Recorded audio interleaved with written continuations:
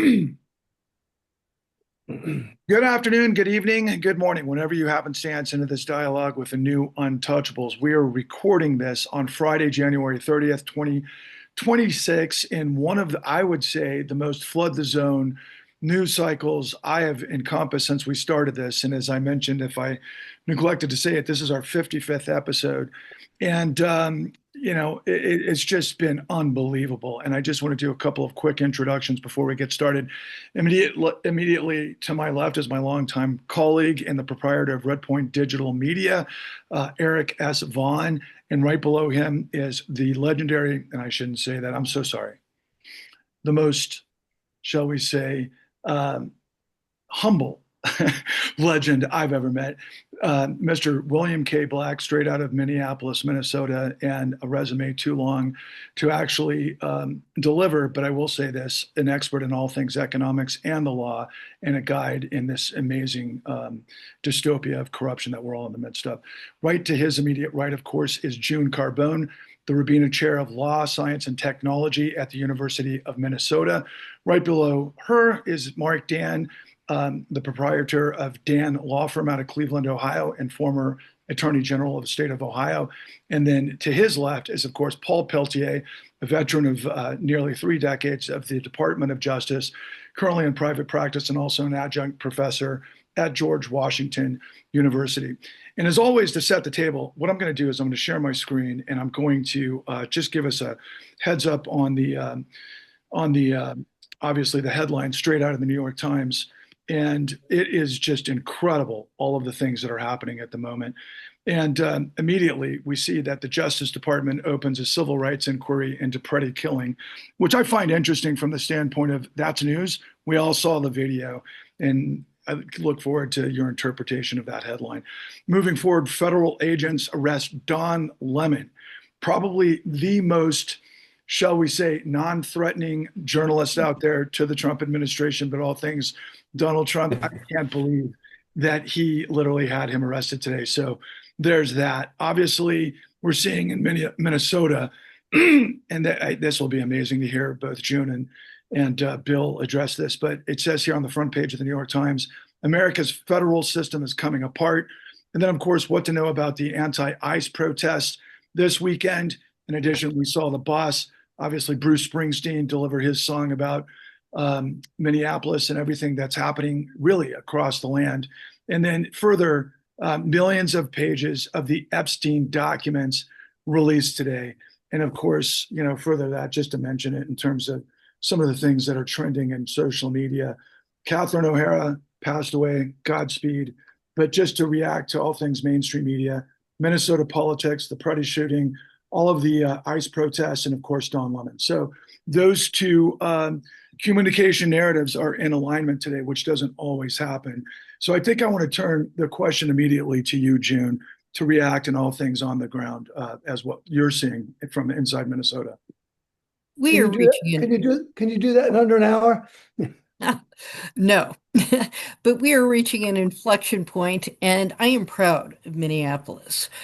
Among the things are that what we have are consistent protests coming from average citizens like Renee Good and Alex Pretti, who are appalled by what we see happening in front of us. So, what's visible are protesters being assaulted routinely by ICE. ICE isn't geared to diffuse protests, they're geared to amplify them. We now know that Pretti, a week before his death, was at a different protest and was also attacked by ICE for protesting, suffered a broken rib, and still went back to protect people. I went to my yoga class, and the discussion in the yoga class with the instructor trying very hard to remain non-political was what's happening that we can contribute to. And people mentioned food drives. They mentioned schools that are looking out to protect their students and their students' families. My local listserv. My local listserv has 2 kinds of people on it. People who are reporting with a great deal of shock and empathy for those affected. Here's what's happening in my neighborhood. Here's how every day I go out and ICE is present. Here's how children who would otherwise be going to school feel that bus stops are being targeted. Here are the people who need help, who are driving people to work because they're afraid they will be subject to Kavanaugh stops, in which they will be racially profiled. And if somebody else drives them to work, maybe they will, somebody white, perhaps they will have a degree of protection they otherwise lack in our city. But there is a second kind of person on the local listservs in the town hall CNN did this week in Minneapolis. And those are the trolls. And I know the trolls on the local listserv, I can tell them immediately for two reasons. The first, they aren't in Minneapolis. They're in Lakeville, an hour south of here, or Carver. These are the exurbs. They're not the places that ICE is physically present. They are the trolls. And you can tell the trolls not only by where they're from, but by the nature of the programmed responses, which are, oh, the whole reason this is happening is that Tim Walz didn't cooperate with President Trump. Oh, the whole reason this is happening is that the Minneapolis police are not toadies for ICE. And you can tell the trolls, and I must say, when the CNN town hall occurred, it was barely possible to control rage at listening to the Republican representatives who are essentially saying people are being killed in the streets of Minneapolis because our Democratic elected officials haven't kowtowed to Trump. They dress it up in the language of safety and immigration, but either it is lies or it is about failure to bend the knee.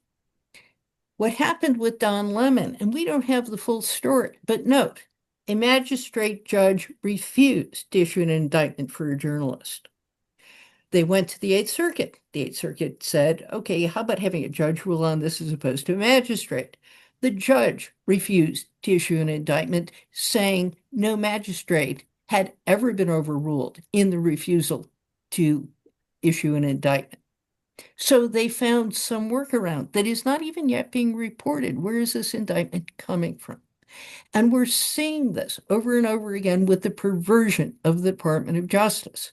In Georgia, with the voting records, they got some U.S. attorney to issue a subpoena 500 miles away for Georgia voting records within the control of the state and municipal authorities in Atlanta. And note, it's only Fulton County. If you were serious about investigating voter fraud, you'd look at the entire state. Again, what we are seeing is, I just keep going back to the debate. Kamala Harris had a line. Donald Trump will be in the Oval Office extracting revenge on his enemies. And that is his number one priority. And the good news is this is so ugly and so outrageous, where we can see murder in the streets of Minneapolis before our very eyes and without waiting for any investigation whatsoever. Trump Department minions lie about it. So I want to add one further note of warning. What we are seeing, and especially when I listen to the trolls, is this is not just about Donald Trump clearly losing it. It doesn't really matter whether he's suffering from dementia or simply exhibiting the character that has always been there. We have a drop in the Epstein files. His name is mentioned. The allegations are ugly. If you start going in the deeper dive into the internet with rumors, allegations by named individuals, but no yet confirmation that would be proof beyond a reasonable doubt, the rumors are not just what I thought would be there. Occasional dalliances or financial relationships with Russian mobsters. I think what we're going to find is an expression of character that involves sadism and violence, and that's what we're seeing on the streets of Minneapolis. Absolutely. And Paul, to that point, I mean, we saw today the data dump of the Epstein files from the Department of Justice, not through Pam Bondi, but Todd Blanche. What are your thoughts about whatever is forefront for you? And you're on mute. First of all, I have a lot of thoughts, but at the end of the day, it's very clear that, and to sort of follow up what June just said, it's very clear that this is part of everything that's happened is part of a playbook, and it's not just Donald Trump. And I believe that it has a lot to do with Project 2025 and the Heritage Foundation people that are sort of in the government and running things right now. So this is part of an entire plan. And one of the plans is to derogate the freedom of the press. Now, just getting back to the Todd Blanche, I do think we should honor the freedom of the press, no matter how pathetic the press is. And that Todd Blanche interview was pathetic. Here he is up there, and it was the most mealy-mouthed questions on silly topics that had really nothing to do with the destruction of both the press and our rights by the Department of Justice, which should have been forefront on every person's mind. So it was ridiculous. And to just go to the Don Lemon thing, and just to show how this corruption of the justice system as it relates to the press. First of all, June, I just want to correct you. It wasn't a subpoena to Fulton County. It was a full-on search and a search warrant authorized by a magistrate to pull out the records, signed by an AUSA that nobody knows where that person even resides, never mind Atlanta, right? And so Yes. we see what's happening here is that they're hand-picking AUSAs all around the country and just putting them in certain places because they are effectively Trumpers. And it's how you destroy the Department of Justice. It's how you destroy the press. Look at the countries that arrest members of the press. You know, Russia, China, Turkey, Hungary, and they do that. And what do they call them when they put them on trial? They call them show trials. Why? The show trials about the perversion of justice, not the dispensing of justice. So what we've got going on here is, at least as it relates to the First Amendment, and the subpoenas to the search warrant of the Washington Post reporter, all of this stuff is absolutely done for show. Why? Because first of all, the Washington Post reporter didn't need to have a search warrant. If you needed that information, traditionally you do it by subpoena. The reason why they did it with a search warrant is because they wanted to take everything they could, and who knows what nefarious purpose they're going to use it for. The same thing with Fulton County. They didn't need to do a search warrant. That all of that evidence had been quarantined for other reasons and for other litigative purposes. They didn't need to do it. They're doing it for show and for other ulterior motives that we'll never know. Todd Blanche said today, they asked him, why was Tulsi Gabbard there?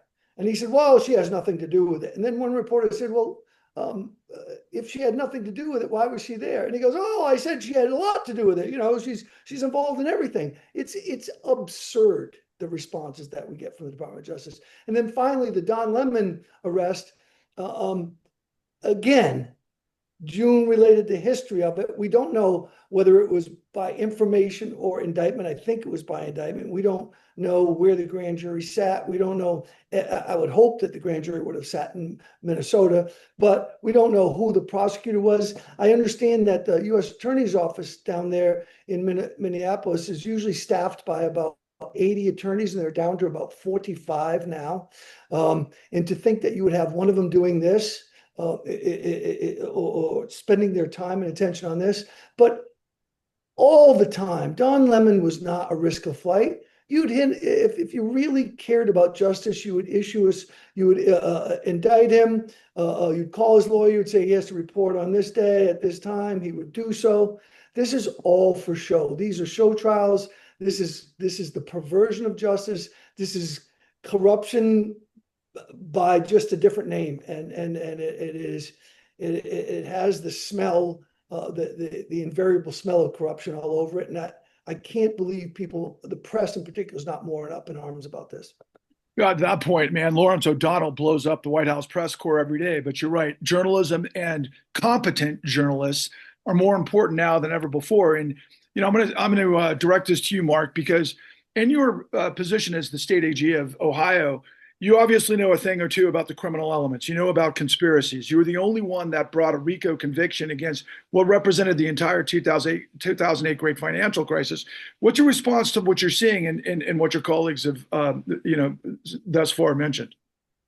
Well, I mean, the problem is at the end of the day, all that the criminal justice system and the justice system at large has is its credibility. And the more that it gets perverted into a political operation, the more the risk of our democracy falling increases exponentially. And so I forget about the merits because they're just wrong on the merits. I mean, of so much of this stuff. I mean, uh, it's the credibility. It's this constantly running the Justice Department like it's I mean, it's being run by political consultants. It's being run by ad men, not by lawyers, and not by folks that are serious about protecting the interests. In the meantime, all the important work that the government does in fighting crime and regulating uh, uh, bad actors in the economy and in protecting people's rights, civil rights and human rights, is going undone. And so I know I feel like I'm all over the place on this, but at the end of the day, it is just it's just a perversion. I mean, I think we need to take a day and do a national civics lesson. And really, we for my entire adult life, and I'm no kid, have had a national consensus over what the role of the federal government, particularly the Justice Department, federal law enforcement agencies, and state law enforcement agencies, what they were, what their responsibilities are, and how they were able to collaborate and cooperate to maximize the benefits. I mean, at the end of the day, everybody works for the taxpayers. Tim Walz works for the taxpayers. The Justice Department does.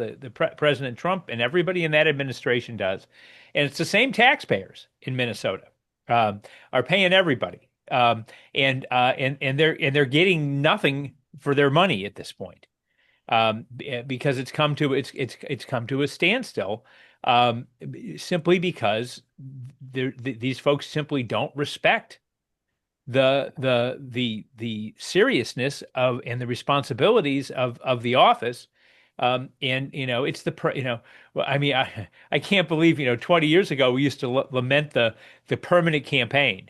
um uh I long for the old days of the permanent campaign of guys like Bill Clinton and George W. Bush and Ronald Reagan, because they just it would never even dawn on them to pervert a line level prosecution of an individual for the purpose of advancing their political agenda. Did they influence the priorities that the Justice Department took? And just like an elected attorney general, I mean, the degree of difference between a Democratic and Republican attorney general in Minnesota or Ohio or Utah or wherever you are, ought to be about a 10% spread. Yes, they'll have a different approach to priorities.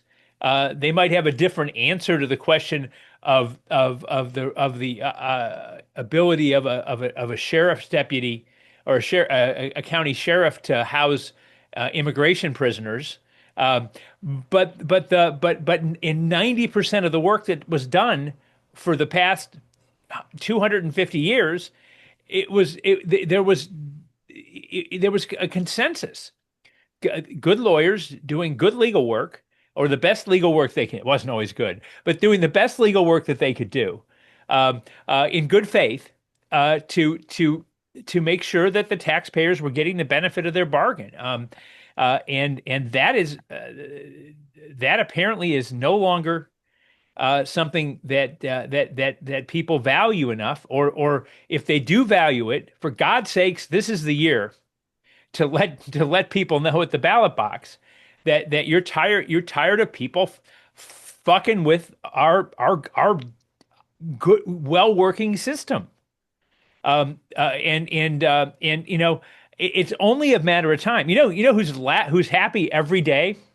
Anybody that runs a cartel in Mexico, okay? Because they're doing everything except shutting down illegal drug trafficking in the country.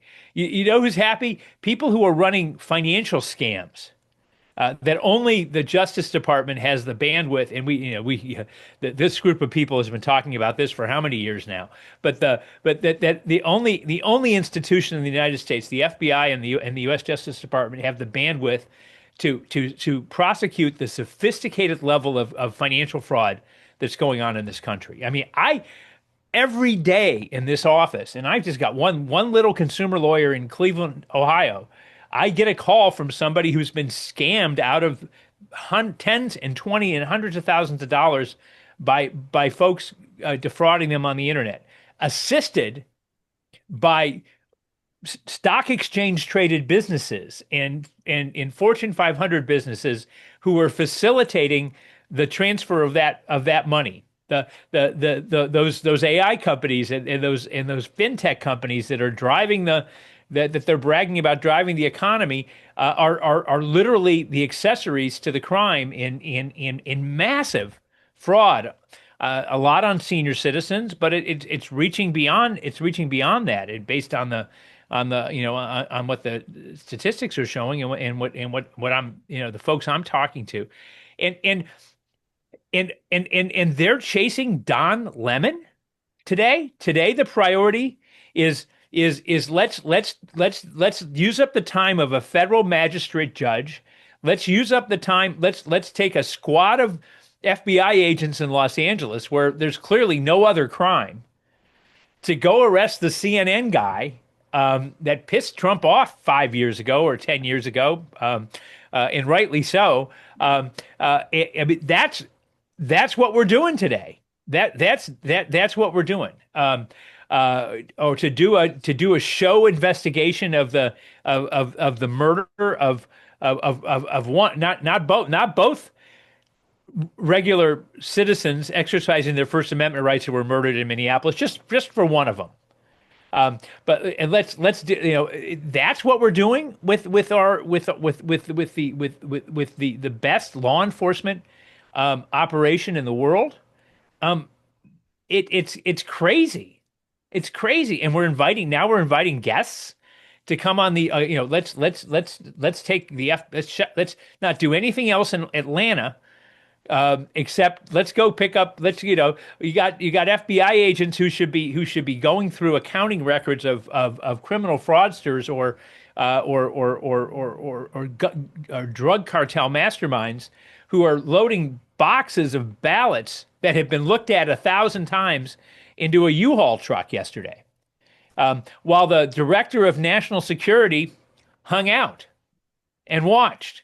I mean, it's such a fucking waste of money, and such a waste of talent.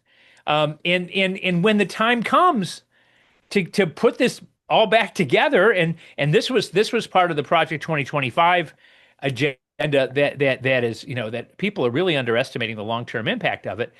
It took decades to build that level of competence and expertise. And as much as, this group of people criticized what they didn't do when they had the chance during the financial crisis in 2008, they still were the best in the world. Our beef wasn't that they couldn't do it. It's that they didn't do it. that they didn't. But now there's not going to be that police force. It's gone. It's gone. And so the modern day Al Capones and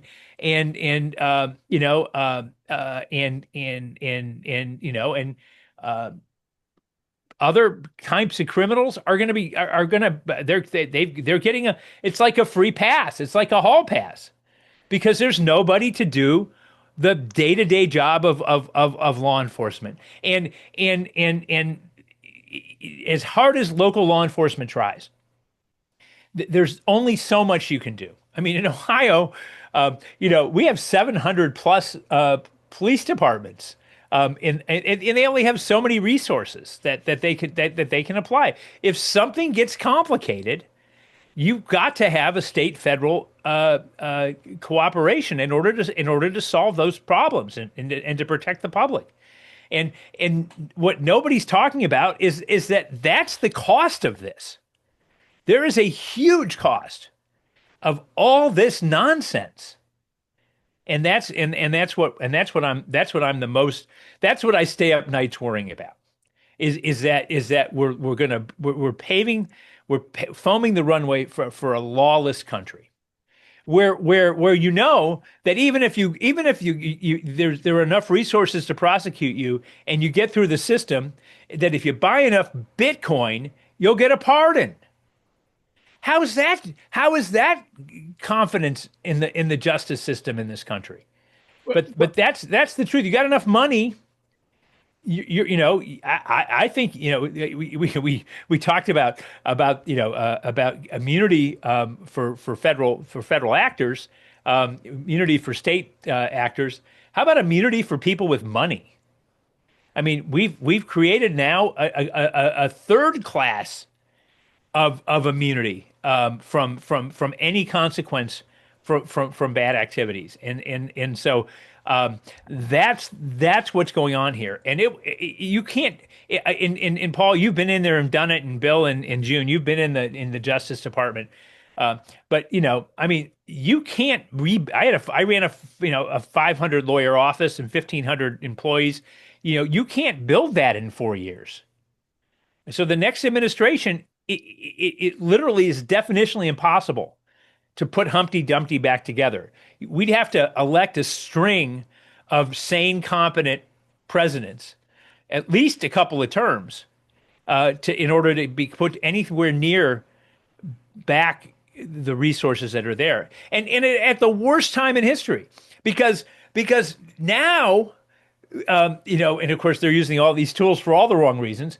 But with the AI tools that are out there for criminal intelligence gathering, the opportunity to actually find fraud and to hold people accountable and to identify criminals who operate under the radar is immensely enhanced. I mean, if they would take that Palantir power and turn it towards actual criminals, and the power of AI.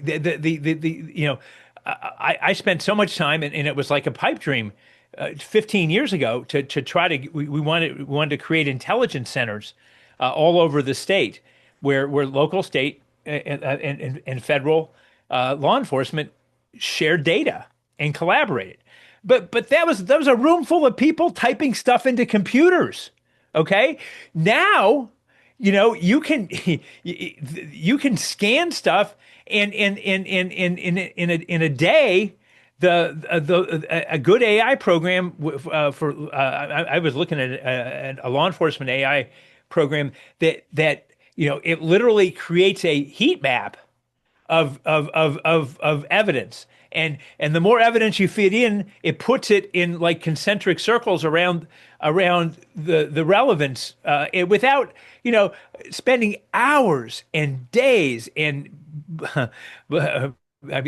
anybody here other than Eric and Patrick not spend some time in a warehouse looking at documents in their career? Because I know I did.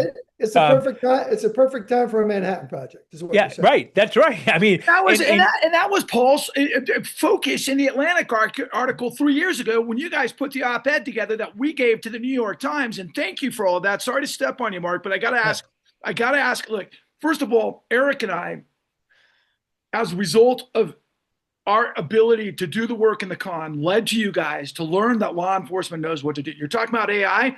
AI is being used to identify the protesters right now, right? And so, Eric, what do we see this week in context to all of the other elements that everybody's already talking about, right? We saw Jeff Bezos spend $30 million for Melania that Mark opened up with, and obviously another $30 million on distribution to sell 4 tickets.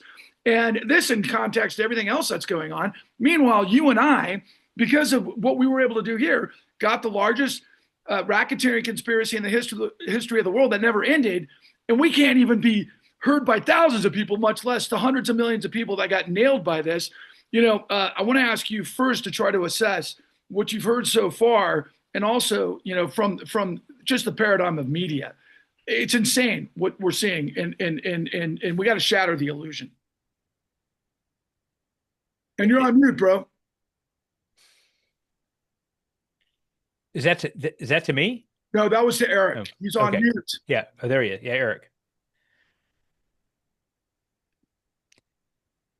Yeah, I mean, so from a media And by standpoint, the way, that's our most technical member of this group that couldn't get himself off mute there.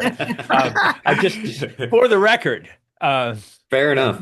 Okay. So earlier this week, a an investigative journalist friend of mine, she responded to a uh, a job listing that was for this new media outlet that was being created, and went through and had to answer like all of these questions that were designed around, what would you do in these circumstances? And eventually she got to a point to where she was quite clear that it was basically data mining. It was basically she and any other investigative journalist who are all looking for jobs right now are basically being asked to go and apply for this job, paying like $180,000. They just have to go through a series of questions before they would have like their final people that they would then go and ask to be part of this, new high tech, journalism outfit. Um, but it became pretty clear, like perhaps a little bit too late in her case, that it was basically an AI that was using her inputs to basically learn how to do her job. And when she brought me on, we started doing some digging, and sure enough, everything about it was about stuff that was going to be available, online sources of information, databases, so on and so forth. And so, yeah, now they're even trying to, basically have AI, serve as the function of investigative journalism. Um, so, I mean, I don't know. I think everything is basically getting, perverted by this notion that AI is going to fix everything without anybody stopping to say, well, somebody's collecting that data, somebody has control of these AIs, and they can decide what to do with that information and not. And so, I mean, you were talking about Bezos and the word 30 came up, 30,000, 30, came up several times. The other 30 that I think came up was the 30,000 jobs that were just removed because AI is basically replacing them. So we're taking the human element out of culture and society, something that only exists for the benefit of humans. And it makes you wonder why. Why are we doing any of this?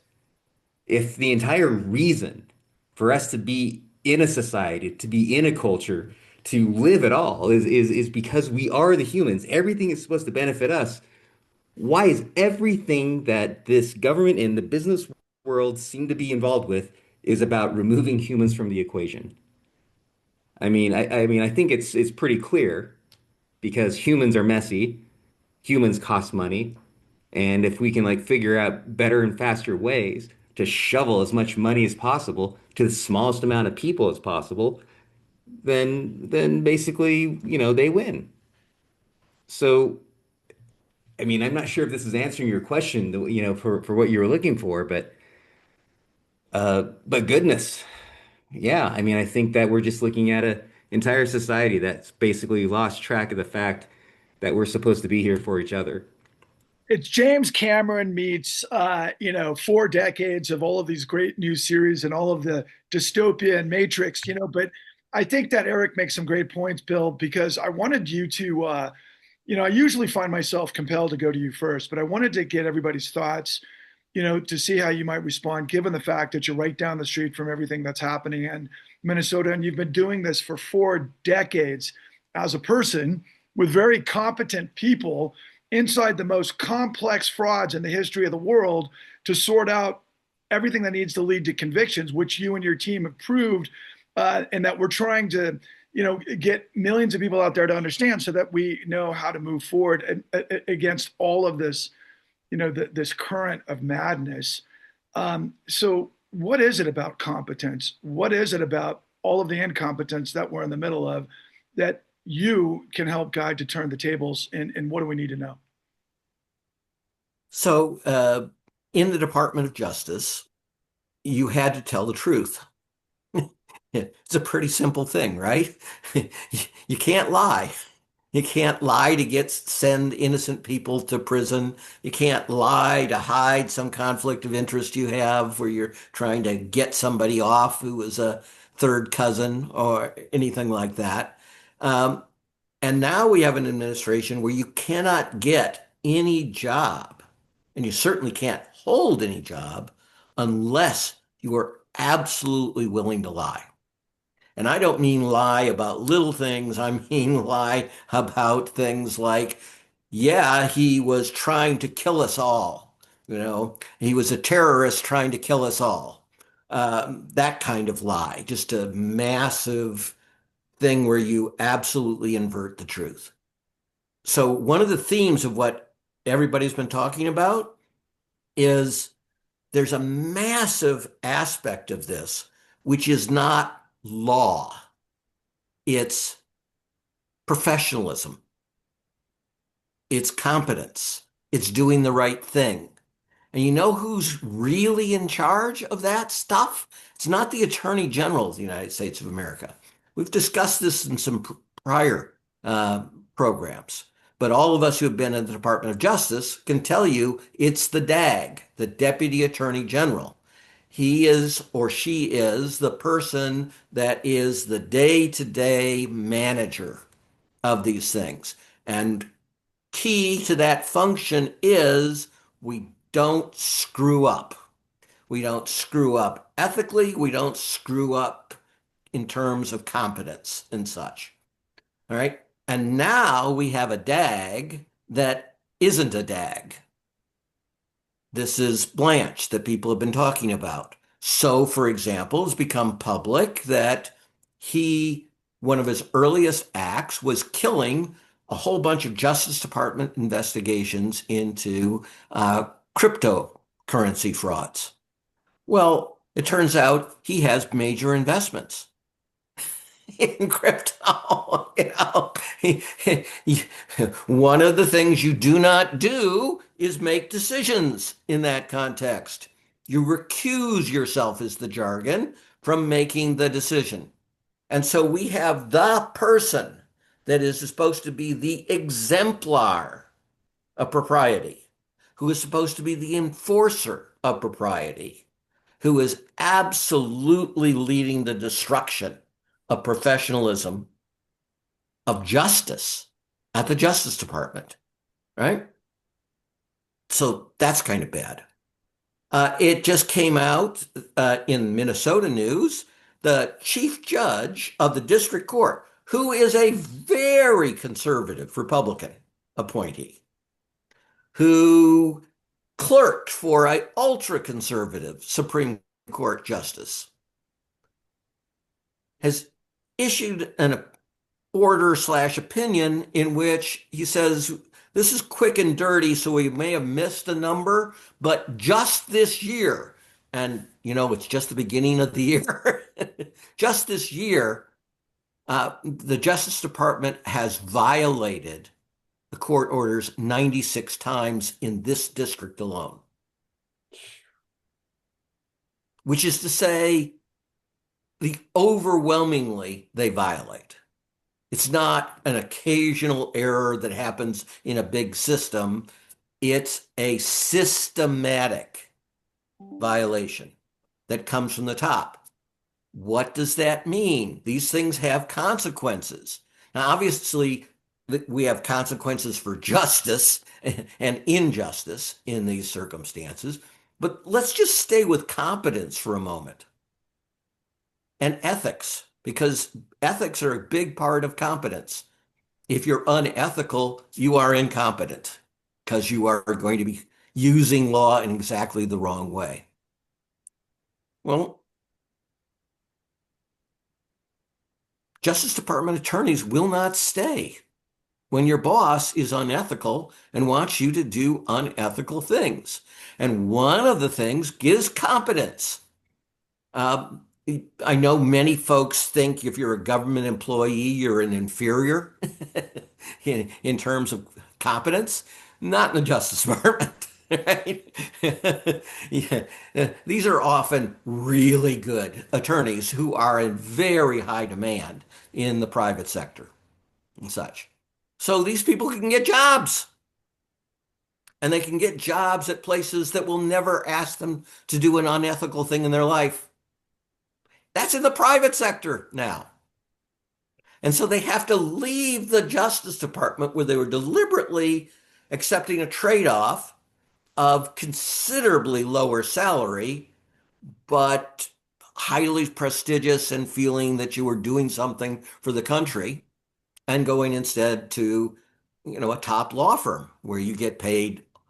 Mark has talked about the tall building lawyers and such. Well, Justice Department attorneys can routinely go to those places. Right. And they frequently do not, or at least do not do so for decades, and they're invaluable. June talked about they lost in front of a magistrate in this church protest that is the Don Lemon related, not specifically Don Lemon in this particular case. The magistrate said no to a bunch of the requests for warrants and said no as to a warrant against Lemon. The Justice Department out there, and again, this is probably only one or two people in the entire office willing to do this, and they're going to be the ones left running the place. So again, you're going to get a cacostocracy, the worst of the worst, not just substantively, but ethically. And that's a terrible thing given the power and given how many restraints are self-restraints, because these people don't have self-restraints, right? That's why they're willing to lie and take these positions. So the senior judge, district judge, again, very conservative clerk for super conservative Supreme Court folks, again, back to competence, surveys everybody, and that would include senior status district court judges, which is to say they're in their 80s. So they have 40 plus years of experience, and said, you ever seen this happen where they lose at the magistrate and they come up to the chief judge and say, we want it issued anyway, even though the magistrate denied it? We want a second bite at the apple. And they said uniformly, we have never heard of this happening in our district, and we have never heard of it happening in any judicial district in the United States of America. Whereupon they do this super extraordinary thing and try to go the Eighth Circuit on a writ of mandamus to get this overturned. And the Eighth Circuit, which is ultra right wing, ultra right wing, right? This is all you get appointed through pure red state senators, the Dakotas and such. They ain't no Democrats. Ain't no real Democrats. Hasn't been in decades, type of thing. Even they geeked and said, no, hell no to all of this. Why is it being done? Because it's lawless. You want to send a message if you're the president, if you're Todd Blanche. I know it's lawless. I know we'll never get a conviction, but I'll put it on his record that he was arrested, and I'll make him spend hundreds of thousands of dollars hiring criminal defense lawyers. Sounds like a win to me. And so what is the word? And by the way, this word comes from a tribe we think originated in good old Sweden, the land of good things and propriety such. Their name of the tribe is the Vandals. And they got that name because as they were crushing the remains of the Roman Empire, whenever they come across some absolute art treasure, something of exquisite beauty that for centuries people had come to see, they would destroy it. And that's what we have, vandals in charge of the United States government. And we've got a vandal in chief in the White House and a vandal wannabe as vice president of the United States. June, I agree with everything that the panel has proffered today. I mean, on a level maybe even more so than I have throughout the years and years I've spent learning from all of you. But I have to disagree with Mark on one point. He said that this hierarchy, the entirety of the system is working for the taxpayer. I proffer that they're working for the billionaires that control the system. And we've talked about oligarchs, and that's not to like challenge you, Mark. It's just simply the money. No, I said we're paying them. I didn't say they were working for us. Oh, okay. That's Okay. a great difference. Can I tie those together? So one of the ways I see this, that what is coming to a head is not just the venality and the sadism of Donald Trump, but rather the culmination of something that the Republican Party has nurtured for decades. So when you start with Ronald Reagan talking about shrinking the federal government to the size of a postage stamp and drowning it, that is what 2025 is trying to complete. But in between, it is important to recognize the steps that get us here. First, what happens when you shrink government, reduce taxes, eliminate regulation? You empower the oligarchs. The concentration of wealth today, according to Paul Krugman's most recent Substack, is greater than during the Gilded Age. And when you have those disparities in wealth, you can't have democracy, period. Second, it has been the Republican mission from the beginning to destroy institutions. And I want to emphasize, this is not, in fact, it's not Reagan's primary objective. It was Jack Welch's objective, that where right-wing free market ideologues and the business community came together is on the idea that the need to consult others, the need to consider multiple stakeholders, the need for corporations to care about their consumers or their workers and not just how to get rich, was blessed by the academic establishment. And as soon as that was put into power by Jack Welch at GE, it involved lying, it involved manipulation of the system, and it involved skewing institutions so they served only those who called the shots and the shareholders, and let's face it, the private equity funds and major shareholders who got rich by the ability of the oligarchs to rig the system. Now, once you start going down that road, it has its own logic. I was invited to give a talk at Bucknell. This wonderful sociologist invited me and showed me her book, and she had interviewed all these people in in rural Pennsylvania. And when I read the book, they sounded like Bill. They thought the system was corrupt. When they identified how the system was corrupt, they were pretty accurate. And then they said, but everybody does it. Both parties are complicit, and therefore they fell for Donald Trump. You need to believe first, everybody does it, and the system is corrupt. And then you fall for the guy who says he's going to tear it down. And what Donald Trump does, and it's very important to recognize that this is a kind of ultra partisanship. The governor of Maryland was saying the other night, no blue state has received money for disasters. No blue state. That's what he's doing. This is a hyper partisan patronage system in the hands of Donald Trump. And you then also need to recognize, yeah, Donald Trump won the popular vote. Yeah, people were upset about the price of eggs. But who were Donald Trump's enablers? The oligarchs. You don't have Donald Trump without the funding. And I want to emphasize that's been there from the beginning. When you go back to the Powell memo and then the Koch brothers and the Chamber of Commerce in the 80s and leading up to packing the Supreme Court, which they did, and Citizens United, this is all part of a piece of the weaponization of groups that accurately perceive they've been cut out of the American dream. And when you look around for somebody to blame, they've never heard of Jack Welch. Until Elon Musk stepped into Doge, he was widely admired as a technocratic genius, whether he was or not. And you had no one to blame. So who did they blame?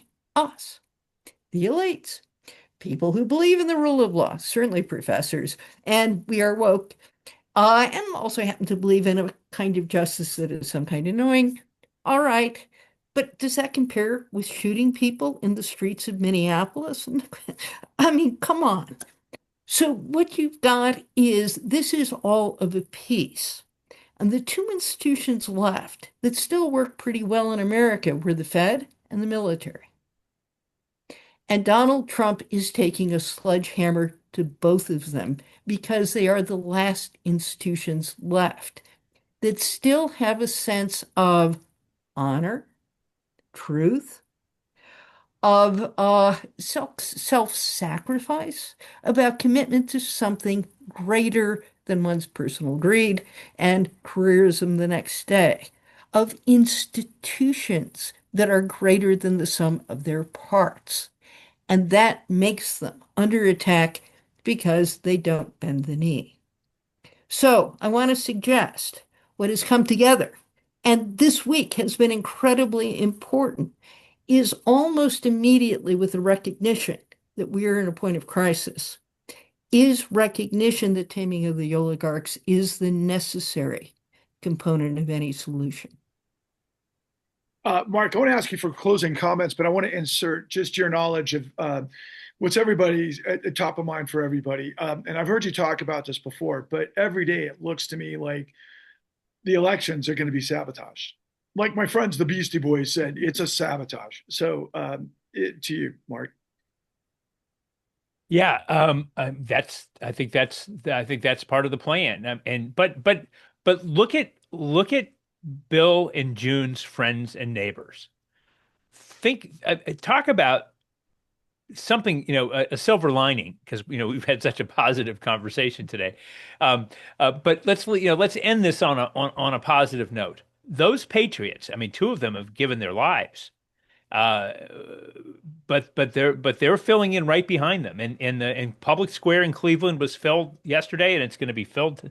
I'm headed there in my sweatshirt later today to stand with the folks here protesting what's going on. And it has caused even Tom Homan to express to reveal that he may have a heart inside there somewhere, and has forced the government to pull back a little bit. Now, pulling.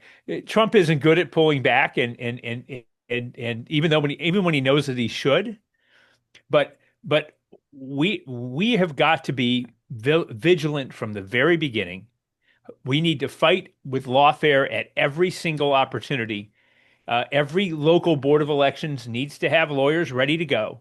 Every and now we need those corporate leaders who we can your corporate leaders in communities like Cleveland and Minneapolis can certainly disagree about politics, but very few of them disagree about the right to a fair and free election in the country. I mean, there are some, I suppose there are a few, but I think that's a value. And so what we need to do is mount the type of mobilization that Minnesota has modeled for us in taking on this ICE issue, and be ahead of the game on this stuff.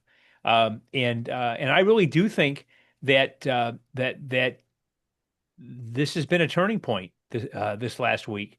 It's opened the minds of a lot of people who voted for Donald Trump to the idea that maybe those of us that were so strident and adamant about about not electing him, maybe we had a shred of a point that deserved some consideration.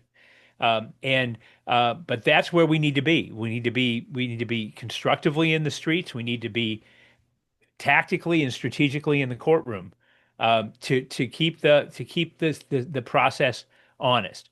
The good news about elections is that, unlike so many of these other institutions, it is really not because it involved the very fundamental prize of power. It has not been dependent on history and convention and tradition in the way that the operation of the Justice Department has been, in the way that other government institutions have been, where you could challenge that. This is all law-based. Voting in the United States is a constitutional and strategic exercise, and so those rules exist, and they can be enforced. And once again, the judiciary. Every time I'm in the federal courthouse, I take a minute to thank the folks that I'm in front of for hanging in. And doing those jobs, because with those magistrates, you don't know how many of those warrants they've turned down. You never know about those, but it has to be a lot. So let's make sure that we are ready and mobilized, and that the organizations that bring these cases are financed. And that lawyers volunteer and put in their time to do what's necessary to protect it, and the citizens go out in the streets and do what the folks in Minnesota did, and even potentially at the risk of their own life. Well, that was one of the more powerful. Did you have something, June? No, well said. Oh, perfect. Yeah, I was going to say this whole discussion every single one has been incredibly powerful. And you guys from the very beginning have been speaking truth. You've been transparent. You've been delivering what the plan has to be to restore law. You've brought your ingenious innovation, your experience, your wisdom, and you've provided a roadmap. But we have to have millions of people do exactly what Mark just said. Now, people are doing it in the streets. We see Bruce Springsteen finally writing the right song. We see Tom Morello about to perform. We've got Edward Norton. Celebrities are beginning to speak about the issue in Minneapolis, which is the tip of the iceberg. Because when you reverse engineer it, like I always say, corruption is the tumor, fascism is the disease. That's how this whole thing has worked. And if you go through this process, the whole thing is to restore law, truth, and justice, which is, of course, what the whole purpose of the United States has been. Need I remind everybody that we're about to celebrate the 250th anniversary of the revolution of the United States of America. So on that point, I'd like to say, please, everyone, look through the description here. I'm going to put everyone's books as well as descriptions or links to their most important material as well as thenewuntouchables.com. More information is going to come down on our Substack. Please be on the lookout for that. Please check out the cleannewdeal.org. And then please like, subscribe, and share. Get this to attorneys groups. Get this to state legislatures. Get this to all of the people that need to understand there are professionals who know how to turn the tables, but this has to be a rising tide of the American people demanding what it is, the principles of what we were born with. So on that note, thank you to all for tuning in, and I'll look forward to everybody and next week. And God bless you all, and good luck over the weekend. All the best. Thanks.